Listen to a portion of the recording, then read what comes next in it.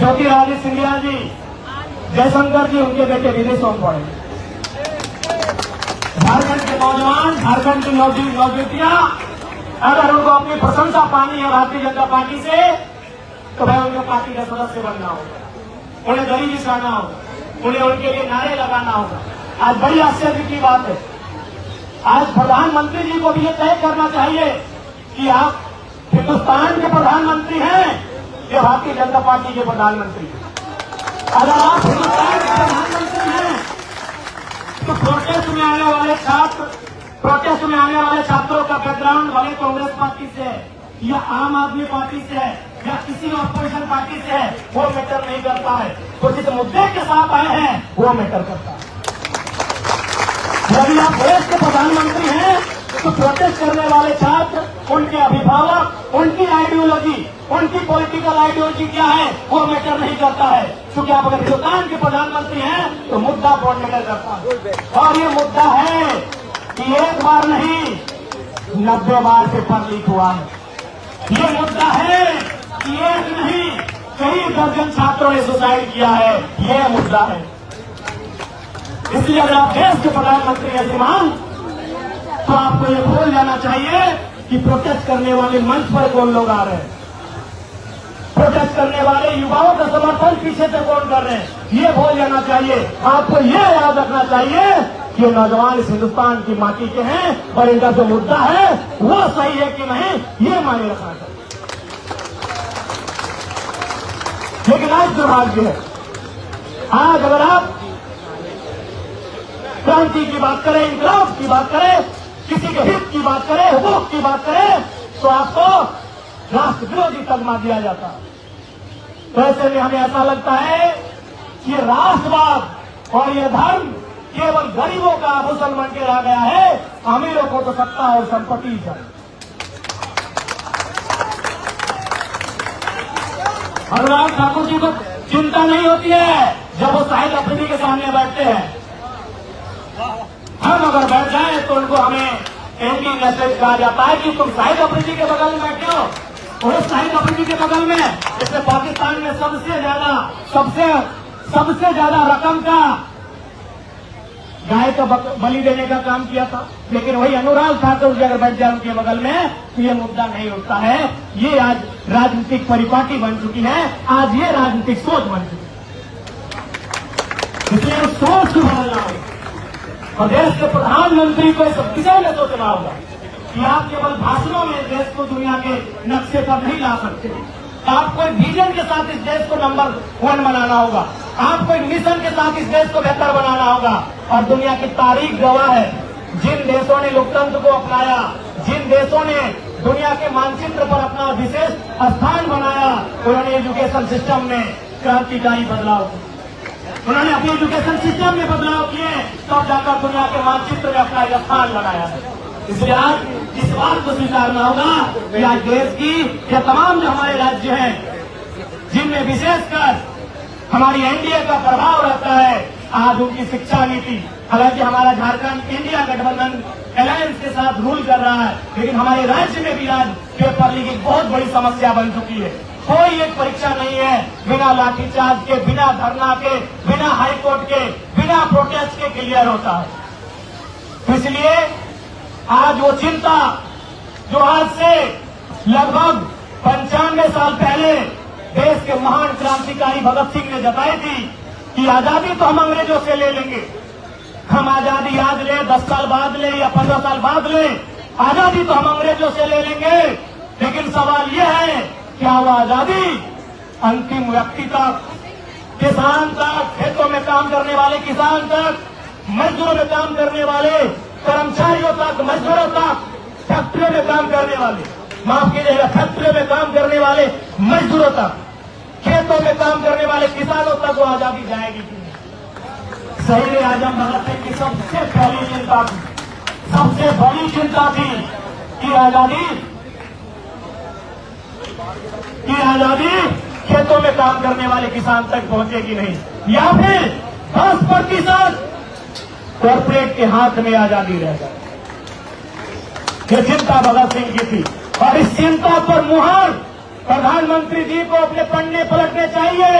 भगत सिंह की ये जो चिंता जो उन्होंने जताई थी कि आजादी गांव तक, खेतों तक, कल्याणों तक जाएगी, यह 10% अमीरों के हाथों में आजादी रहेगी, इस चिंता पर मुहर किसी विपक्ष ने नहीं लगाया।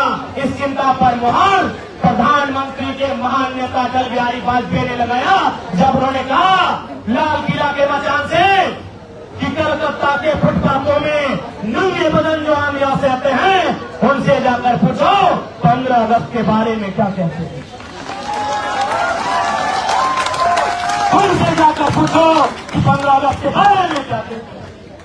कि किसी अपोजिशन की आवाज नहीं है। ये नरेंद्र मोदी हमारे देश के आदरणीय प्रधानमंत्री, उनके नेता का हुआ था। इसलिए आज पूरे देश को इस विषय पर तो सोचना चाहिए। आज देश के हालात पर चिंतन करने की आवश्यकता है। आज हमारे देश की मीडिया का हालात क्या है, आज ब्यूरोक्रेसी का हालात क्या है। जो स्वतंत्र व्यवस्थाएं थी, सीबीआई रहे, ईडी रहे, तमाम जो स्वतंत्र व्यवस्थाएं जिनको हम ऑटोनॉमस बॉडी के नाम से जानते थे, आज उनकी क्या व्यवस्थाएं हैं, इस पर देश को चिंता करनी चाहिए। समय का अभाव है, बहुत सारे साथी मंच पर है।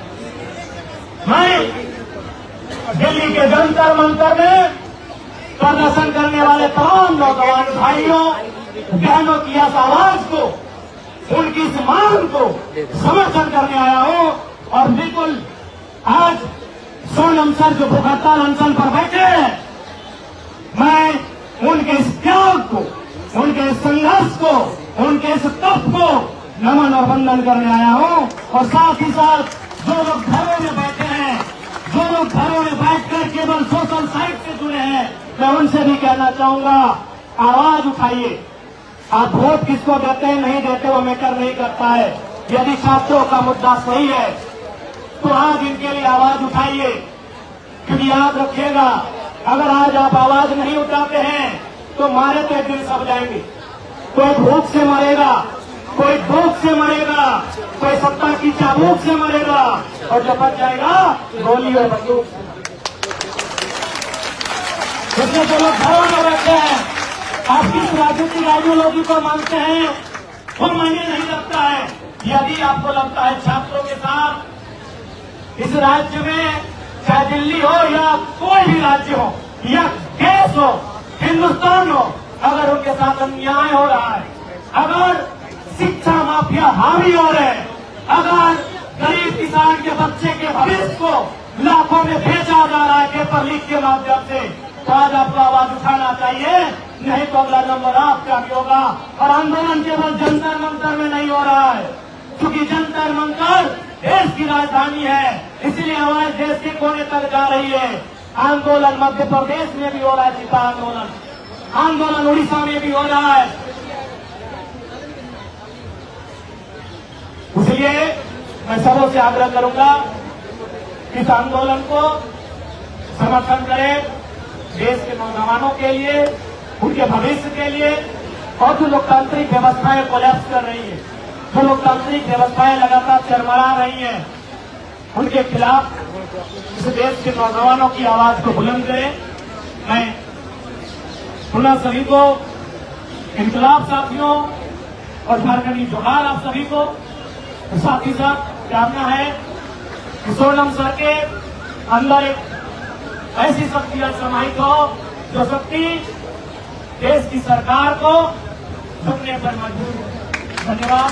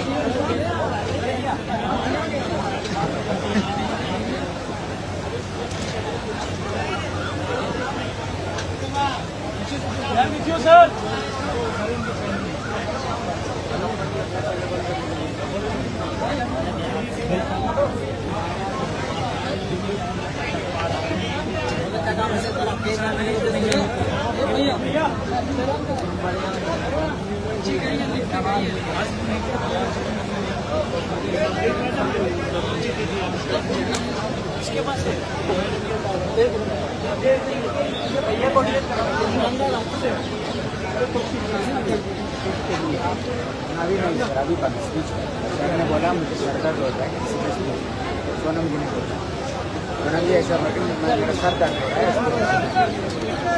अभी नहीं सर, सर ने बोला स्पीच शुरू कर दी हर प्लेस में हमारी जो इधर इधर आता है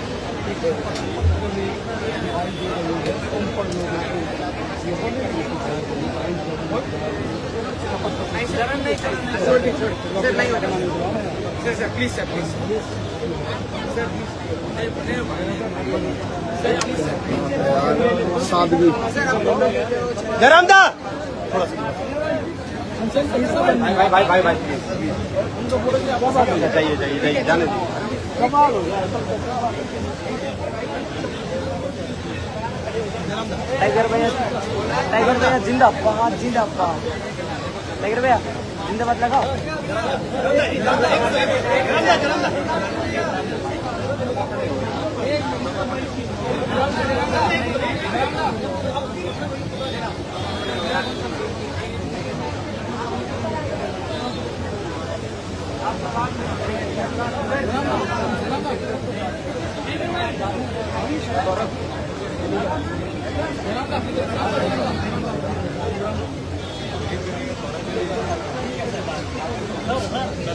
ठीक है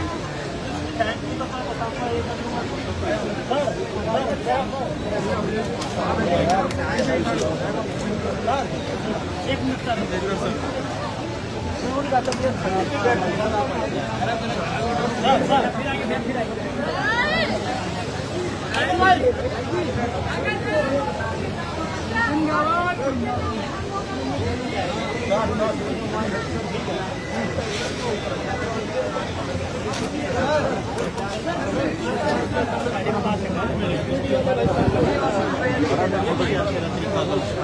हम अपने फोटो खींचने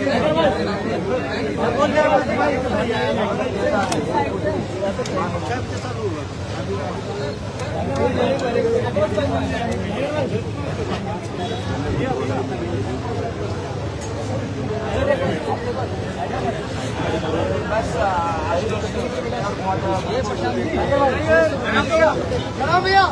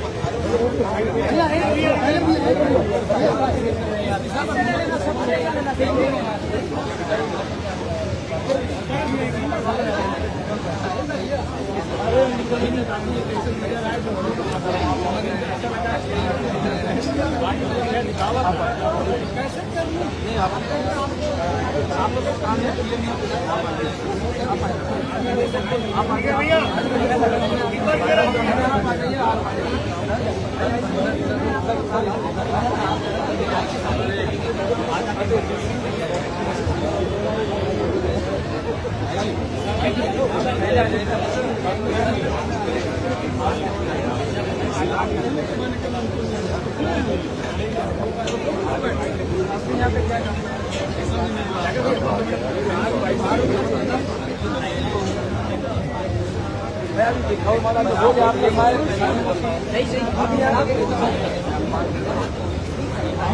हेलो ठीक है चलो यहाँ से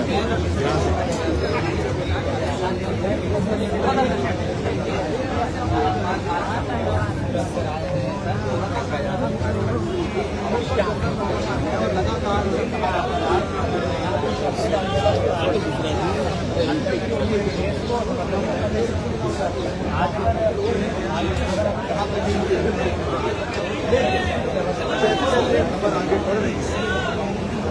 वैसे वैसे आज जंतर मंतर पर जो अब तक की शोर है जो तस्वीरें आप देखेंगे तो यहाँ पर अब आपको नजर आएगी सिर्फ सोशल मीडिया गाँव की हमेशा आंकड़ों देख रहते हैं और गाँव में जोश भरते रहते हैं। क्या लगता है कि गाँव में इस बात की जो 20 तारीख को बताया जा रहा है कि नहीं अब पीछे से नहीं आगे से हम लोग पूछ करेंगे तो क्या लगता है कि सुन पाएगी सरकार?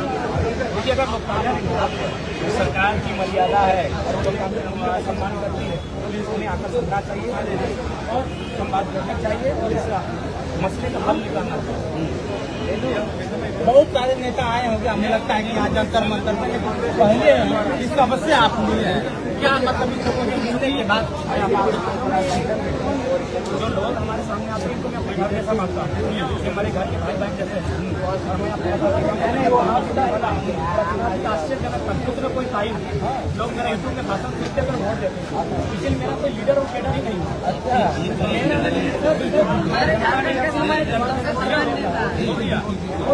जयराम जी जयराम जी, एक मिनट जयराम जी जयराम जी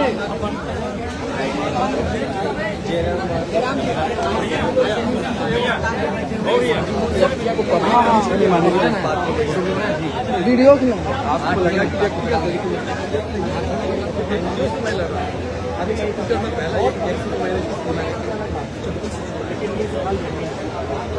आपके अगर माता पिता ने आपको जन्म दिया और माता पिता अगर आपको गलत कार्यों के लिए कहते तो पूछना चाहिए कि क्यों आपने हमसे ये कार्य करना है, या फिर इससे पड़ोसी का क्षति हो रहा है, वो अपने माता पिता सम्मान उनका है, आपको उन्होंने जन्म दिया पार्टी से क्या डिमांड करना चाहिए सरकार को उन्हें चुना और सरकार को बस करना चाहिए पार्टी से क्या डिमांड करना चाहिए।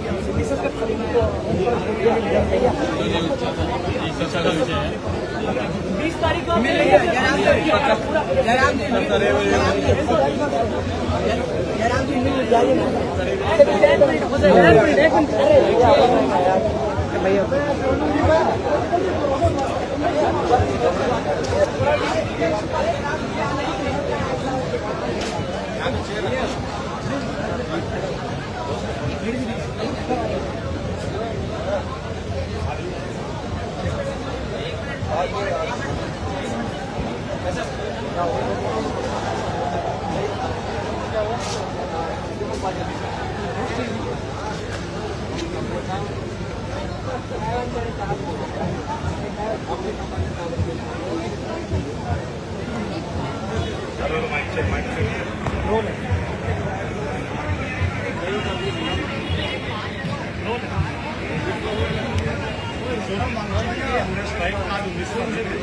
झारखंड से एक आवाज आई है टाइगर जयराम युवाओं के बीच काफी पॉपुलर है और नौजवानों की आवाज लंबे समय से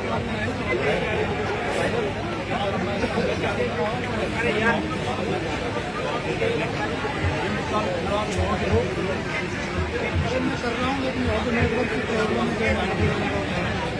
कर रहा हूँ देखिए विजन यही है कि हम उसी बैकग्राउंड से आते हैं और मेरा वो पृष्ठभूमि अभी तक समाप्त नहीं हुआ। कुछ लोग विधायक सांसद बनने के बाद या फिर बढ़िया सिविल सर्विस में आने के बाद कुछ महीनों में कुछ सालों में उनका स्टेटस बदल जाता है। वो अपने गांव की मिट्टी को, अपने पुराने साथियों को, अपने लोगों को भूल जाते हैं और नए शहर से, नए मौसम से, नए लोगों से ताल्लुक रखने लगते हैं। वो चेतना, हुआ संघर्ष अभी मेरे जहन में छात्र में आदमी लेकिन आज PhD सुधारती थी।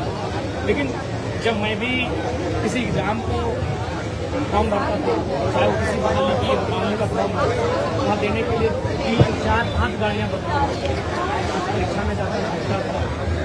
तो अनुभव आज भी हमारे साथ, खासकर बहनों का अनुभव कि मेरी बहनें जब जाती हैं साथ में किसी को लेकर जाती हैं, छोटा बच्चा है तो उसको भी साथ में लेकर जाती है। लेकिन जब वापसी के क्रम में उन्हें पता चलता है कि पेपर लीक हो चुका है तो उन्हें ऐसा लगता है मानो कि उनका पाँव तले जमीन ही खिसक है। तो एक सपना जब टूट जाता है, सपना चकनाचूर हो जाता है, उस समय आपको कैसा लगता है? उस अनुभव को हम लोग जिए। इसलिए मैं भावुक हो गया जब उनके बीच गया कि आज एक दो मामला होता तो हम लोग समझ लेके चले सरकार को मौका मिलना चाहिए। ये 90 मामले हो चुके हैं, केंद्रीय स्तर पर 90 मामले हो चुके हैं जिनमें पेपर लीक गड़बड़ी का मामला प्रकाश में आया और उसके बाद भी अगर आप कार्रवाई नहीं कर रहे, आप साहस नहीं जुटा पा रहे अपने कर्तव्य से विमुख होने का, आप नहीं हो रहा है आपसे तो आप अपने कर्तव्य से इस्तीफा दे दीजिए। आप नए व्यक्ति को नए तरीके को मौका दीजिए। आप आगे संवाद करिए। लोकतंत्र मतलब क्या? संवाद, बातचीत करना। ये सरदार पटेल, गांधी, नेहरू, बोस, आजाद, भगत सिंह, अशफाक उल्लाह खान का देश है। ये संवाद होना चाहिए। सरदार पटेल कहते थे कि लोकतंत्र में लोगों की मांगे सही है या गलत है मायने नहीं है। अगर एक बहुत बड़ी आबादी किसी मांग के ऊपर अडिग है तो उस मांग पर विचार करना चाहिए, उस पर संवाद होना चाहिए। अभी बताओ, संवाद की बात कर रहे हो, 19वां दिन है, हालत खराब है, क्या आपको लगता है कि आप खुद भी विधायक सरकार को करीब से देखते हो, सरकार के चरित्र को भी करीब से देखते हो, 19 दिन हो गए, सरकार क्यों नहीं आ रही बात करती है? देखिए, इसमें अभी जो देश का माहौल है वो माहौल पूरी तरह से नरेंद्र मोदी जी के नेतृत्व में डाइवर्ट हो चुका है। माहौल एक धार्मिक ध्रुवीकरण का रूप ले चुका है और अगर हमें लगता है कि सोनम सर कुछ अप्रिय हो जाता है इनके साथ, क्योंकि देश की बहुत बड़ी आबादी को फर्क नहीं पड़ेगा। मैं आज उनके सामने खड़ा होकर ये कहने की हिम्मत कर रहा हूँ क्योंकि मैंने अपने कम उम्र में, क्योंकि मैं एक दार्शनिक छात्र हूँ, मैं दार्शनिक का छात्र हूँ, मैं फिलोसफी का स्टूडेंट हूँ, मैं PhD का स्कॉलर हूँ, तो मैं जो चीज़ें मैं रिसर्च करता हूँ, जो चीज़ों को मैं आत्मा मंथन करता हूँ, मेरा ये अनुभव कर रहा है कि सर को अगर कुछ बड़ी अप्रिय घटना भी इनके साथ घट जाती है तो देश की बहुत बड़ी आबादी को नहीं पड़ेगा, क्योंकि देश के प्रधानमंत्री जी ने देश के माहौल को विकास से डाइवर्ट करके जब राष्ट्र हो या राज्य हो, दुनिया का कोई देश हो, कोई राष्ट्र हो, अगर वो धार्मिक आधार पर उस देश के निर्माण की बात है तो वहाँ इस प्रकार की कई प्राणों की आहुतियाँ आपको सोचने के लिए विवश भी नहीं